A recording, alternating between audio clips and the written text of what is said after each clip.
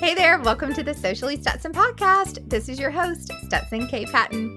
You know what? I could talk to you for hours about business, marketing, social media, Enneagrams, and the Bible. Yep, that's just who I am. If you want to join me and my friends as we have these conversations, we would love for you to hang out a bit and get to know each other. I hope you enjoyed the show. Well, hello there, friends. I'm back. I didn't leave for too long. I have just been completely swamped, busy with moving. So for those of you who know, I am moving out of my apartment.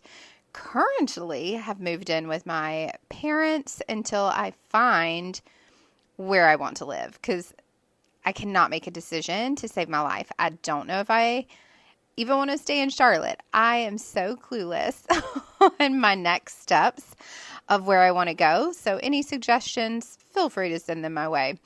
But that is what's been going on in my life. I currently still have an office here in town. And so I have a storage unit, just been moving things in there, spending time with friends. I am definitely going to be traveling a lot. So my next vacation/trip is to Nashville, which at this point isn't a vacation anymore. It's truly just to go visit family. I'm going for Halloween, and y'all have to follow me on Instagram to see the reveal of the Halloween costume. It is absolutely amazing. Probably going to be my favorite costume of all time.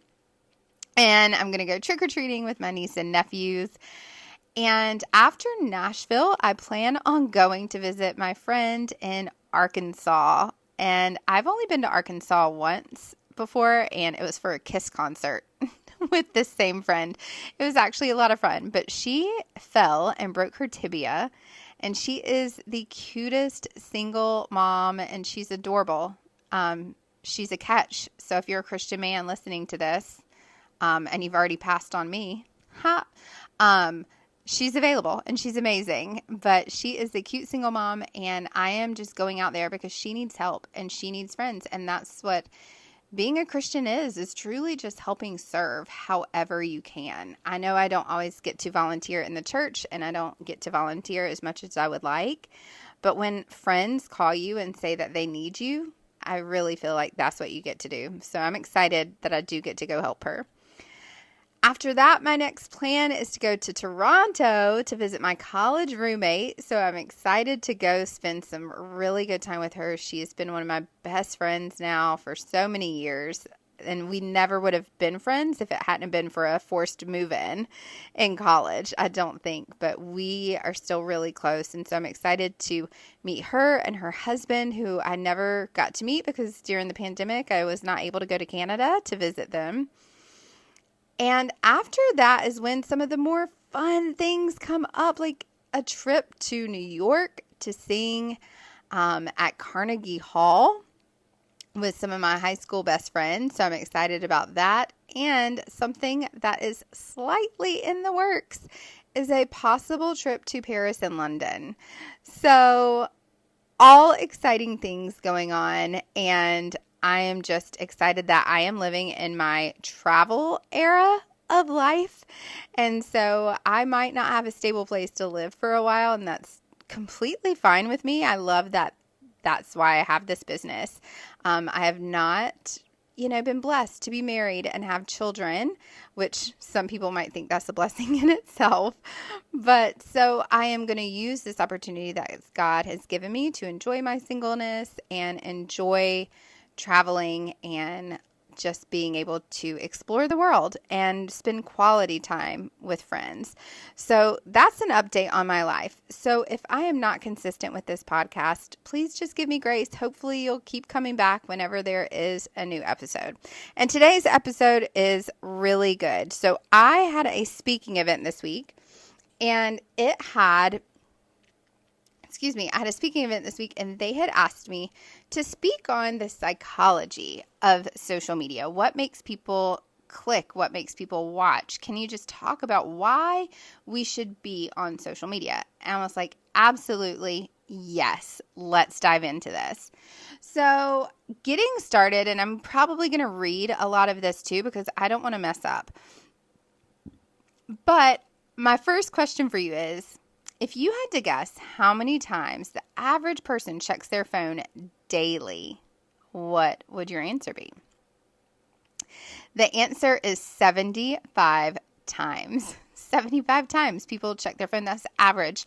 Gen Z checks it way more, and the boomers check it less, but still, I think the minimum was about 30 something times a day. I probably check mine over 200 times a day, and that's just because I'm on my phone so much for work.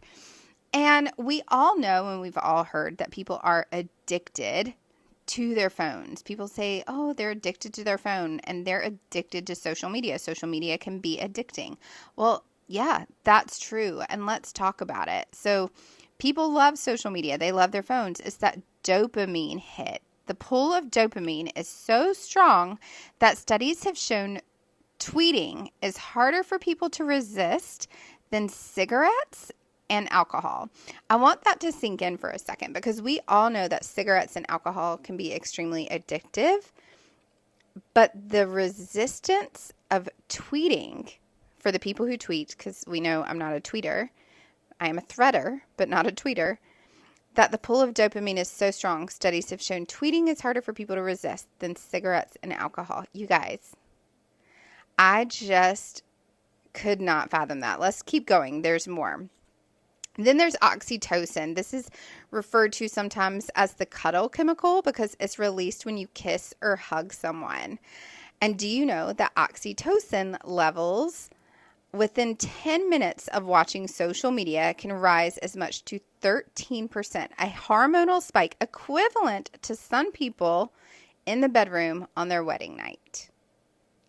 Okay, I want to talk about both of these hormonal dopamine and oxytocin levels just a little bit. So whenever someone likes a post, comments a post, does something, it gives a short spike of dopamine, that happy, results-driven sort of thing. And then there's the crash. And then there's the oxytocin. Now, oxytocin, instead of having a crash, truly does help build some of that trust level. And this is why I tell people it is important to be on social media. And I want you to take everything I'm saying with a grain of salt, because for every good thing that there is in social media, there is 200 bad.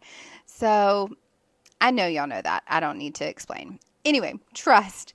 So as a result of people's oxytocin levels increasing, a result that social media users have shown to be more trusting than the average internet user. A typical Facebook user is 43% more likely than other internet users to feel that most people can be trusted. I mean, to me, I don't trust you if you're not on Facebook, and that's just me. I don't like it, especially in an online dating world when you're like, what's your socials? If they're not on Instagram and Facebook, it's a red flag to me, truly, in this day and age. All right, so even though we don't love that social media and phones can be addicting, what this means is that people aren't getting rid of it. And if they're checking their phones that much, an average of 75 times a day, you really need to think, what should you be posting that's going to give them that dopamine hit, that's going to give them those oxytocin levels of trust for you? So that's where putting a strategy comes into play. Also, we want to talk about self-promotion and why we share what we share, okay? Because I talk to a lot of people who are like, I don't want to be salesy. I don't want to promote myself. I don't want to be on camera. It feels so skeezy. And I'm like, yeah, because it is just marketing. But we share about ourselves to connect with people. So 68% of people say that they share to give others a better sense of who they are and what they care about. But the biggest reason we share is about other people. So 78% of people say that they share because it helps them stay connected to people. Experiments have shown that the best predictors of contagious ideas in a brain are associated with the parts that focus on thoughts about other people. So this means content designed for social media doesn't need to appeal to a large group or an average group. It truly just needs to appeal to a specific person. And I will say, I'm getting all of these stats from an article on Buffer. The Buffer blog is where I got a lot of this information from, and then some of it from other places, but mainly that one. But what does this mean? And so this means that when I'm talking on social media and maybe I have not niched down, and you do not have to niche down, but find common ground. So I do talk about like Jesus and tequila. Obviously, that is not going to attract everybody. It's only going to attract certain kinds of people. But the people who love Jesus are going to relate with me and maybe like me a little bit better, trust me a little bit more because they also love Jesus. The people who love tequila, they're going to feel like they have something in common with me. They're going to know what type of drink I'm going to order when we go out. And then the people who love Jesus and tequila, very small percent, and they're definitely going to relate, and we would probably be friends in real life. So that is just a way that you can use social media to truly connect with people. Instead of sharing about yourself and self-promotion, you're sharing about you and who you are. What this does is it creates a sense of like social currency. And I don't know if y'all have ever seen like Black Mirror and some of the really scary things that can go on with social media. I highly recommend not watching any of those. But if you go down rabbit holes like myself, then you know exactly what I'm talking about.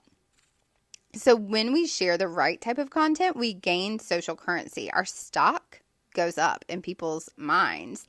So people say that they feel better about themselves when people react positively to what they post on social media. Like, what do the other percentage of people think? Like, oh, cool, she said something nice. I don't know.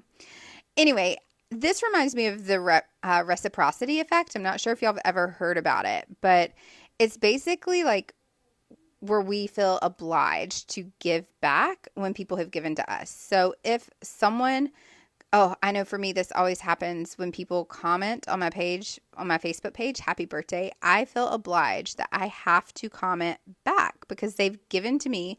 They've taken time out of their day on social media to give to me, so I need to give back to them. Does anybody else do that? It's like you want to level up the scales a bit. And the reciprocity effect was actually studied. So a sociologist sent Christmas cards to 600 random strangers and received 200 in return. That's the power of reciprocity. I just think that's crazy. I love that study, but it's because people feel obligated to even the scales. I think also like to do unto others as you would have them do unto you. So anytime you receive a like on your profile, you'll probably feel a little pull to reciprocate in some way, whether it's by sharing something in return, signing up for an email list, etc. Why is this important for you? I'm going to use real estate for an example. Let's say you're a real estate agent and you just don't know what to post. You can just comment and like on people's pages. People feel obliged to help you out. They feel obliged to level up the playing field. What does this mean? That means maybe they feel like they need to give you a referral. Maybe they feel like they should buy their house from you because you have been the one in communication with them, even if it is just through social media. And I do talk about commenting and engaging all the time, but let's talk about it a little bit more on, yes, it's important, but what else could you do? Because like I said before, that social currency and having things in common with people is really big. So according to this study, consumers said shared values were a much bigger driver for a relationship than lots of interaction with a brand. So not necessarily people. This was talking about a brand, but still, take a listen. This is not to say that comments aren't powerful. In fact, they can be incredibly so. There are phenomenons known as shared reality that says our whole experience of something is affected by if and how we share it with others. Agreed. 85% of us say reading other people's responses on a topic helps us understand and process information and events. I agree with that. So this means by actively engaging in the comment section of your blog with the customer review of your product is crucial. Not so much to the person you're responding to, but for everyone participating in the shared reality of comments and reviews. I love that they're talking about the shared reality here because it's true. I know this painter here in Charlotte, and I love his comment sections. You guys, this is just funny. I love watching how he responds and comments to people on his Google reviews. Now, I love this entrepreneur. He's a great man, but he has gotten some bad reviews for different reasons on his Google profile.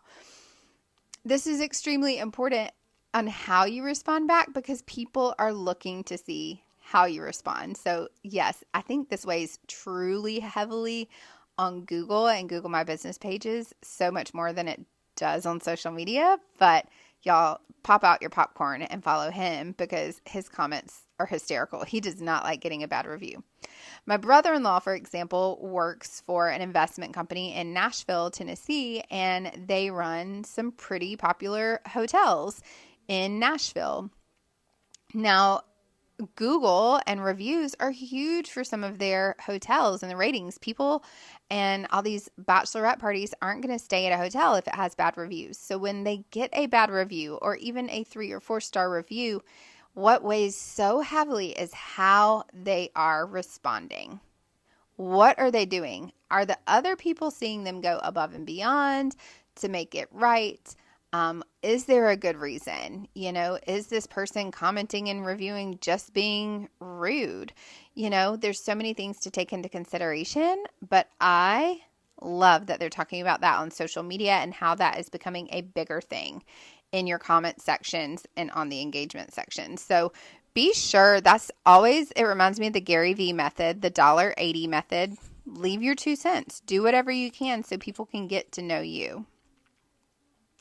All right, so that is kind of all of my updates on social media and my life.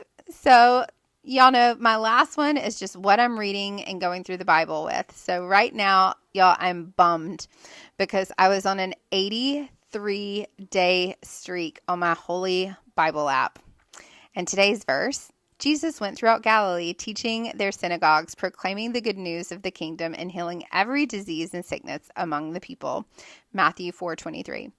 And although all I have been doing is just reading my daily verse, along with my Bible study in the book of John that I'm doing through BSF, but I was so proud of myself.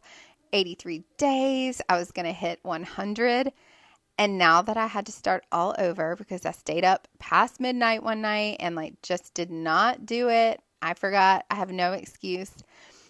I wish it didn't even show a streak because the perfectionist in me is it was giving me anxiety to check my Bible, to be able to read the Bible. I don't know if anybody will relate to that, but there were times that I was I don't have time to read a verse, which is dumb. And I know that is Satan in my head, but I wanted to do it just for the streak and not for actually connecting and reading the Bible. But then I would catch myself. I truly am self-aware and would catch myself thinking that and be well, do what you got to do to get me to open up my darn Bible. Seriously. So I will do it however I can.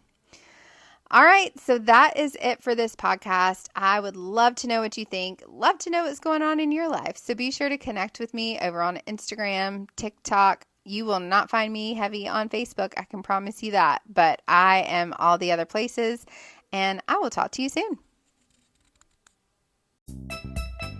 Well, that was fun, and I hope it filled your cup as much as it filled mine. I would love to connect with you over on Instagram at Stetson K. Patton to learn more about what topics you would like for me to cover on this podcast. Whether it's about business, Jesus, tequila, or Enneagrams, I'm going to cover it all. So let's meet back here at the same spot, same time next week.